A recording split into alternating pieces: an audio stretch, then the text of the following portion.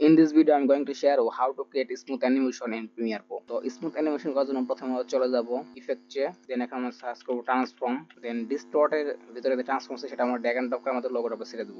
তো আমরা চলে আসবো প্রথমে, দেন এখান থেকে আমরা পজিশন সিলেক্ট করব, দেন আমরা এটা ভ্যালু আমরা এটাকে ফ্রেমে বাইরে নিয়ে যাব, দেন তারপর আমরা লাস্টে চলে যাব এন্ড এটা সিলেক্ট করব, দেন এটা পজিশনটা আমরা একবারে এদিকে নিয়ে যাব ফ্রেমের বাইরে।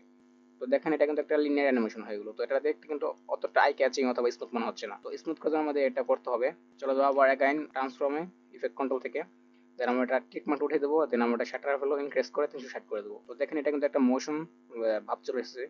তো এটা কিন্তু এখন স্মুথ অ্যানিমেশন হয়ে গেছে।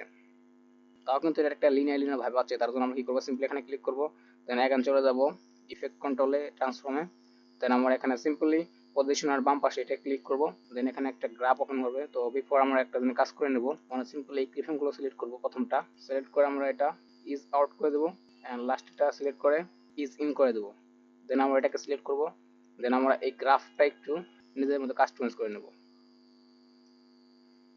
তো দেখেন এটা কিন্তু আগের চেয়ে অনেক বেশি স্মুথ হয়ে গেছে। তো এই দেখেন এটা কিন্তু একটা মোশন ভাব চলে এসেছে। দেখেন এটা চার কোন মোশন একটা ভাব চলে এসেছে, এন্ড এটা কিন্তু দেখতে অনেক আগের চেয়ে আই কেসিং। দেখেন এটা কিন্তু অনেকটা স্মুথ। তো আপনারা চাইলে এই গ্রাফটা নিজেদের মতো করে কাস্টমাইজ করতে পারেন।